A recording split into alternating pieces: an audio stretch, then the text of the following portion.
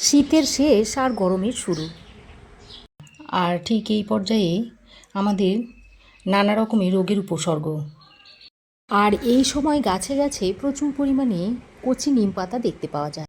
বন্ধুরা, নিম পাতা আপনারাও অনেকেই খেতে পছন্দ করেন, আবার কেউ বা পছন্দ করেন না।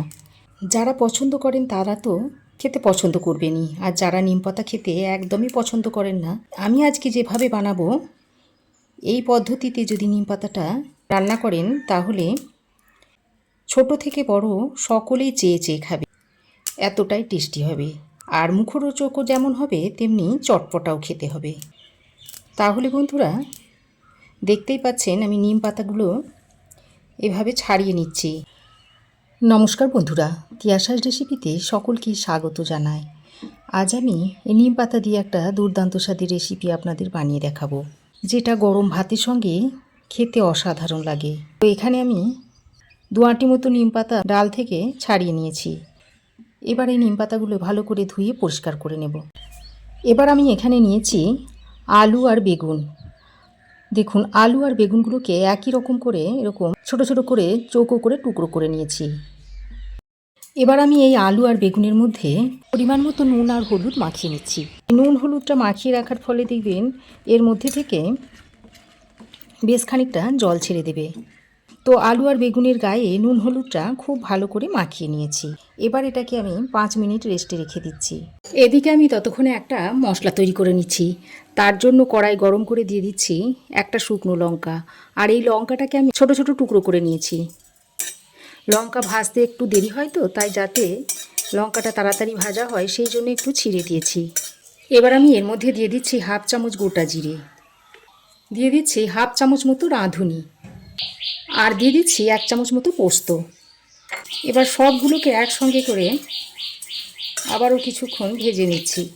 তো মশলাগুলোকে শুকনো কড়াইয়ে হালকা করে ভেজে নিয়েছি, আর খেয়াল রাখতে হবে যেন মশলাটা পুড়ে না যায়। তারপর এই মশলাটাকে একটা প্লেটের মধ্যে ঢেলে নিচ্ছি। এবার এটাকে একটু ঠান্ডা করে গুঁড়ো করে নেব। এবার আমি কড়াইয়ে একটু সর্ষের তেল দিয়ে দিচ্ছি। এই 1 চামচ মতো সর্ষের তেল দিয়ে দিলাম। এবার আমি বেশ কয়েকটা ডালের বড়ি নিয়েছি। আমি যে পরিমাণ আলু বেগুনটা নিয়েছি সেই পরিমাণ অনুযায়ী কয়েকটা ডালের বড়ি নিয়ে নিয়েছি। সেইগুলো এই তেলের মধ্যে দিয়ে হাই হিটে বড়িগুলোকে একটু লালচে করে ভেজে নিচ্ছি। তো গ্যাসের ফ্লেমটাকে হাইতে করে বড়িগুলোকে আমি লালচে করে ভেজে নিয়েছি। এবার এই বড়িগুলোকে আমি তুলে নিচ্ছি। এইভাবে তেলটা ছেঁকে বড়িগুলোকে তুলে নিতে হবে। এখন আমি ওই তেলের মধ্যে যে আলু আর বেগুনটাকে আগে থেকে ম্যারিনেট করে রেখেছিলাম সেইগুলো একে একে দিয়ে দিচ্ছি। প্রথমেই আমি এই আলুগুলোকে দিয়ে দিচ্ছি, আর নুন দেওয়ার কারণে যে জলটা বেরিয়েছিল সেই জলটাকে ভালো করে চিপে ফেলে দিয়েছি। দিয়ে আলুগুলোকে দিয়ে দিচ্ছি। এই দেখুন কতটা পরিমাণে জল বেরিয়েছে। এবার ভালো করে নেড়ে চেড়ে আলুটাকে ভেজে নিতে হবে। 2 একবার এইভাবে নাড়াচাড়া করে মিশিয়ে নিয়ে এবার আমি একটা ঢাকনা লাগিয়ে লো টু মিডিয়াম ফ্লেমে আলুটাকে কিছুক্ষণ সময় ধরে ভেজে নেব। এতে করে আলুটা বেশ ভালোভাবে নরম হয়ে যাবে। তো দেখুন মশলাটাকে আমি এরকম একটু আধ ভাঙা করে গুঁড়ো করে নিয়েছি। তো 2-3 মিনিট ঢাকা দিয়ে আমি আলুটাকে এরকম একটু লালচে করে ভেজে নিয়েছি, আর আলু দেখুন বেশ খানিকটা নরম হয়ে গেছে। এবার আমি যে বেগুনগুলোকে নুন হলুদ মাখিয়ে রেখেছিলাম সেগুলো এখন দিয়ে দিচ্ছি। এইভাবে চেপে নিয়ে জলটাকে বার করে দিতে হবে, দিয়ে বেগুনগুলো দিয়ে দিতে হবে, আর এই জলটাকে ফেলে দেব। এবার বেগুনটাকে দিয়ে আবারও আলুর সঙ্গে নেড়ে চেড়ে মিশিয়ে নিয়ে আবারও ঢাকা দিয়ে লো ফ্লেমে এইভাবে কিছুক্ষণ ভেজে নেব। এর ফলে বেগুনটা বেশ লালচে রং ধরিয়ে ভাজা হয়ে যাবে। তো ঢাকা দিয়ে আমি 3-4 মিনিট মতো আলু আর বেগুনটাকে লো ফ্লেমে ভেজে নিয়েছি। আর দেখুন আলু বেগুন খুব সুন্দরভাবে ভাজা হয়ে গেছে। বেগুনের গায়েও দেখুন সুন্দর একটা রং এসেছে। এবার আমি এই পর্যায়ে আলু আর বেগুনটাকে তুলে নিচ্ছি। তো আলু বেগুন ভেজে তুলে নিয়েছি। এবার দেখুন এই যে নিম পাতাগুলোকে বেছে ধুয়ে পরিষ্কার করে রেখে দিয়েছিলাম সেটা আমি এই শুকনো কড়াইয়ে দিয়ে দিচ্ছি। তো গ্যাসের ফ্লেমটাকে লোতে করে এইভাবে শুকনো কড়াইয়ে নিম পাতাটাকে প্রথমে ভেজে নেব।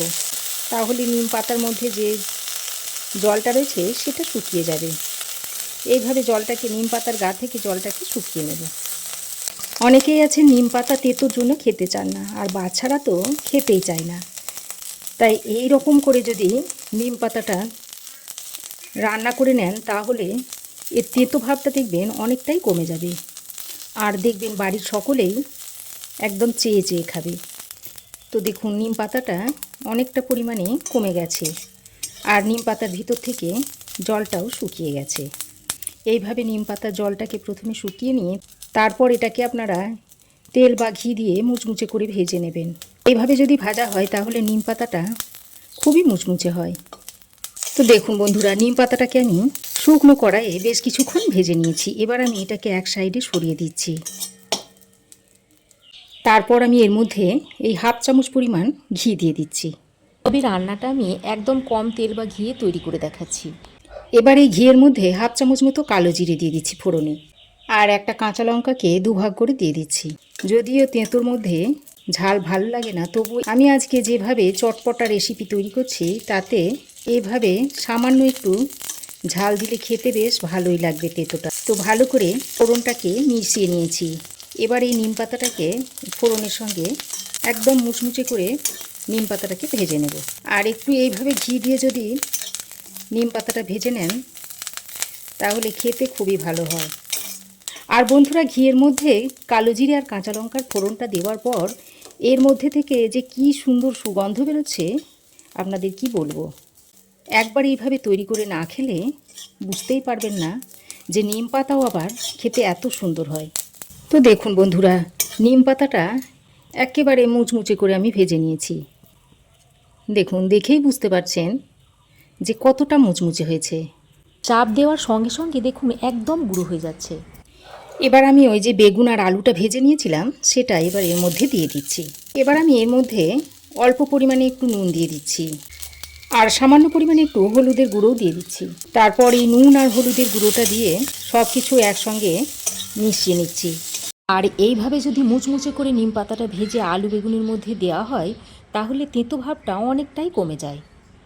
নুন আর হলুদের গুঁড়োটা দিয়ে বেশ কিছুক্ষণ নাড়াচাড়া করে মিশিয়ে নিয়েছি। এবার আমি যে মশলাটা তৈরি করে রেখেছিলাম তার মধ্যে থেকে অর্ধেকটা দিয়ে দিলাম, আর সামান্য পরিমাণে একটু চিনি দিয়ে দিলাম। এই নিম পাতার মধ্যে একটু চিনি দিলে খেতে বেশ ভালোই লাগবে। তারপর ভাজা মশলা আর চিনিটা দিয়ে আবারও ভালো করে মিশিয়ে নিচ্ছি। আর দেখে বুঝতেই পারছেন বন্ধুরা কতটা লোভনীয় হয়েছে, দেখেই খেতে ইচ্ছে করছে।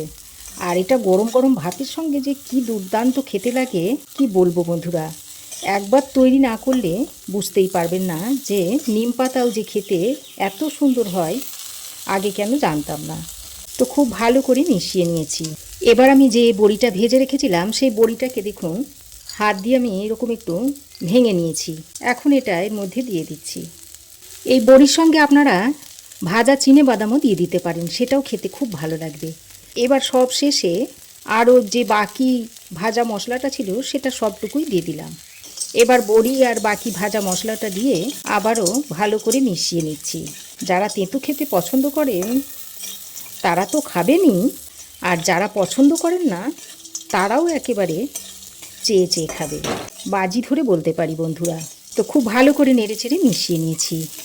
এবার এটা আপনারা গরম গরম ভাতের সঙ্গে সার্ভ করে দিতে পারবেন। খেতে অত্যন্ত সুস্বাদু হয়, একবার তৈরি করে খেয়ে দেখতে পারেন, আশা করছি নিরাশ হবেন না। এবার আমি এটা একটা প্লেটে সার্ভ করে আপনাদের দেখাচ্ছি। গরম ভাতের সঙ্গে এখন আপনারা এটা অনায়াসেই খেতে পারেন। তবে বন্ধুরা, শুধু কিন্তু গরম ভাতের সঙ্গে নয়, এটা মুড়ি দিয়ে খেতেও কিন্তু অত্যন্ত টেস্টি লাগে। একবার খেয়ে দেখবেন। দেখুন কতটা সুন্দর হয়েছে, একেবারে চটপটা স্বাদের হয়েছে। বন্ধুরা, আমার চ্যানেলে বসন্ত স্পেশাল আরও অনেক রেসিপিই রয়েছে, চাইলে আপনারা দেখে নিতে পারেন। তো আমার এই আজকের কচি নিম পাতা দিয়ে দুর্দান্ত স্বাদের নিরামিষ রেসিপি আপনাদের কেমন লাগলো অবশ্যই একটা কমেন্ট করে জানাবেন। ভালো লাগলে একটা লাইক ও শেয়ার করবেন। পাশে থাকা বেল আইকনটা অবশ্যই প্রেস করে দেবেন।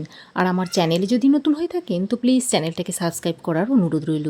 আজ এ পর্যন্তই, আবার দেখা হবে নতুন কোনো রেসিপি নিয়ে নেক্সট এপিসোডে। সে পর্যন্ত ভালো থাকবেন, সুস্থ থাকবেন। ধন্যবাদ।